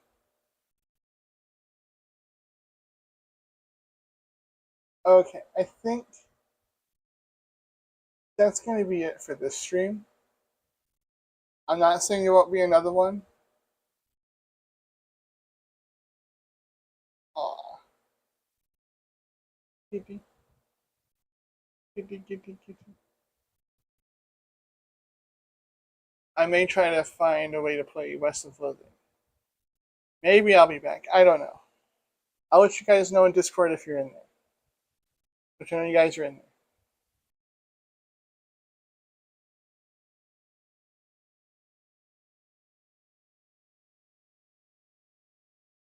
I mean, I wonder, like, I can change that, like, while the stream's going, right? 1 second. Let me, go in and change that. Kitty is so adorable.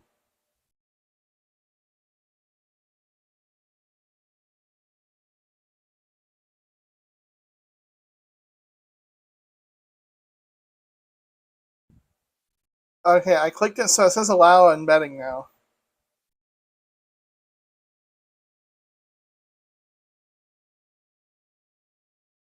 Hey, kitty, don't do that. Hi, you're on a rock. Oh, whoops.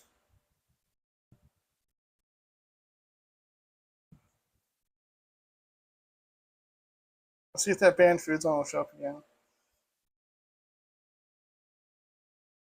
This will be the last video, and then I'm stopping for now. Kind of wondering how many videos I can watch before YouTube like blocks my stream for like copyright infringement. Hey Majors, so I'd like to start off with a little biology lesson. When a species finds itself living on an island, it can start to evolve in strange ways based on the different pressures applied by the new environment. This is called island syndrome, and while it can manifest in a lot of ways, the biggest driving force is often a lack of predators. For example, the dodo lost its ability to fly since there was nothing to flee from. The Saint Kilda field mouse got twice as big since it no longer had to hide. And with no one around to bully them, the Sardinians started putting maggots in their cheese. Meet kazumartsu, literal translation, rotten cheese. It's made by taking a perfectly good wheel of pecorino and letting a special type of fly lay eggs in it. The fly babies then work to partially digest the cheese, rendering it Ew. goopy and wet and maybe quite tasty and worm-filled. Now, cheese as a concept is already quite suspect. It's clotted milk that you fill with bacteria and mold and let sit for a while. But cheese is safe and delicious. Cheese is my friend. I trust cheese. So my guard would be down around kazumartsu. I've learned to look past a cheese's childhood. Strange upbringings are what give them their character.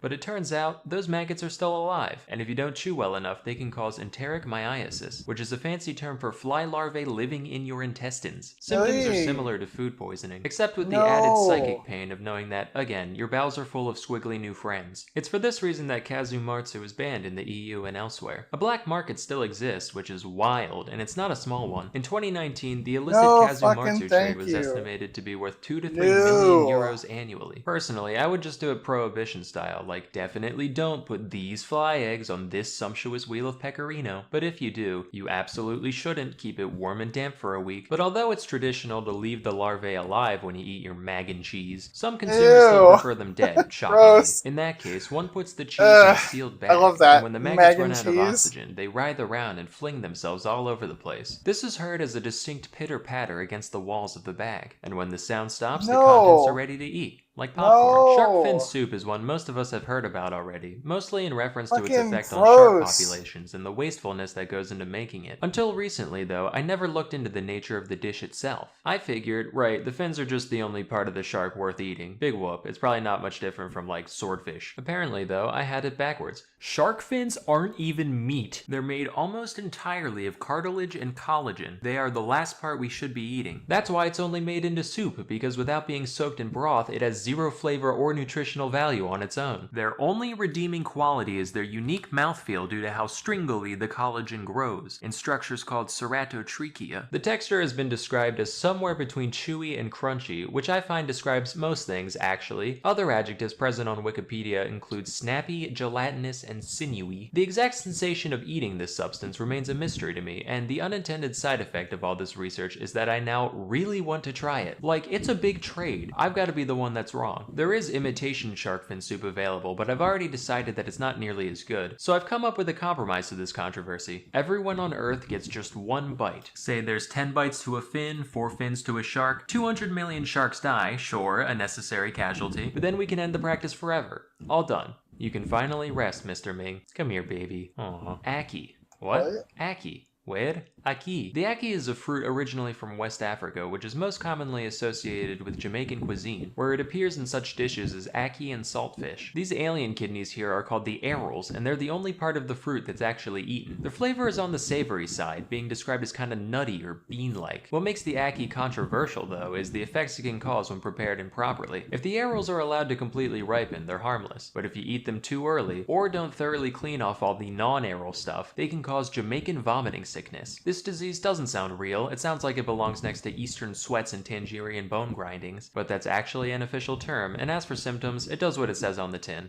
plus maybe death. While ackee-based products aren't outright illegal in the United States, they are very tightly regulated, and the raw fruit itself cannot be imported. So if you're American and want to try it, your options are fully cooked canned ackee or going to Florida where a few people grow it domestically. Next we have bird's nest soup. This is another one that I've vaguely heard of, and for years I just assumed the name was a playful metaphor like ants on a log or shit on a shingle. Turns out, nope, this dish contains an actual bird nest. Not like a pile of twigs like I was picturing, but rather a specific type of nest only made by certain species of swiftlets. These nests are mostly made out of mucins, which are a set of proteins that, among other things, serve to thicken all those wonderful secretions our bodies make. There's a little bit in human saliva, a little bit more in mucus, and in swiftlet saliva, look out pal. So all the swiftlet does is it finds a nice wall, starts laying out fat strings of slobber, which dry, and eventually she's got a nice place to roost. That is, right up until some gourmand says, Today I crave bird spit.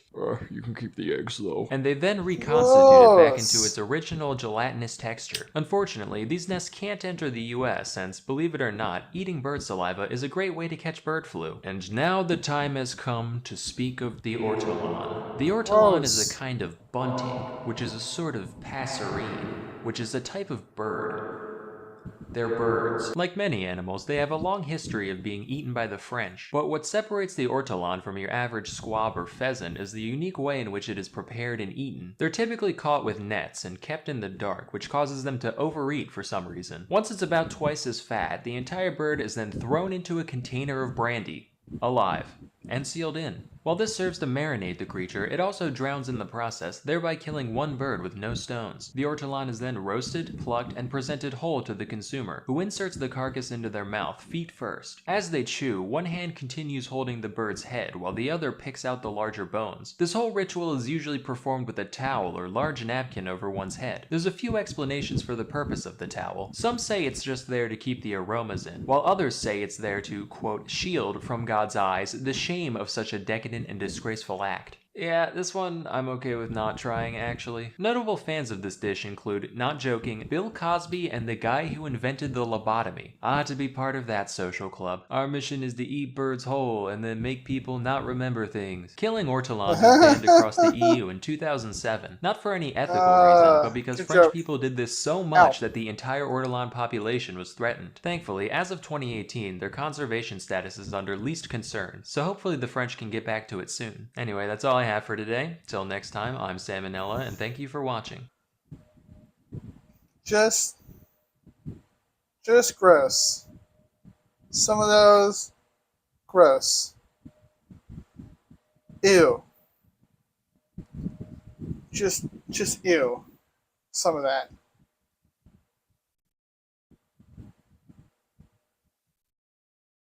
Man, whatever weird stuff Fire Wolfie is telling me to watch. Alright. Thank you guys for hanging out for a while, watching some videos with me. That was definitely very interesting.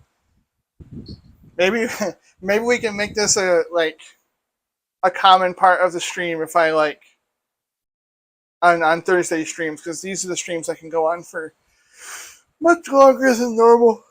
Excuse me. Jeez. Yeah, appreciate you being here, Dark Angel and Fire Wolfie, and anyone else who may or may not be lurking. We will see you in the next stream. As I said, there might actually be another one a bit later. It just depends on if I can find a copy of West of Loathing to play. It also depends on if I have to clean anything, because there are some stuff I want to do around the house. But reaction channel, I don't know if I need to make another channel. I really don't think people would be that interested in watching my reactions to things. So yeah, I mean, it could be fun to do that as part of the stream, to do reactions to whatever weird shit you guys send me. But otherwise, I don't see myself just doing reaction streams. I feel like there's too many people already doing that. So yeah, again, I'll see you guys probably a bit later as I go and probably eat some food, maybe clean, maybe try to find out where I can get West of Loathing, and then maybe I'll try to play that a little bit later. we will see. I'll let you guys know on Discord if you guys are in there. Dark Angel, you don't have to join the new Discord because I think you're still in the other one. But I mean, apparently you know when my streams go live, so I appreciate you being here. See you guys later.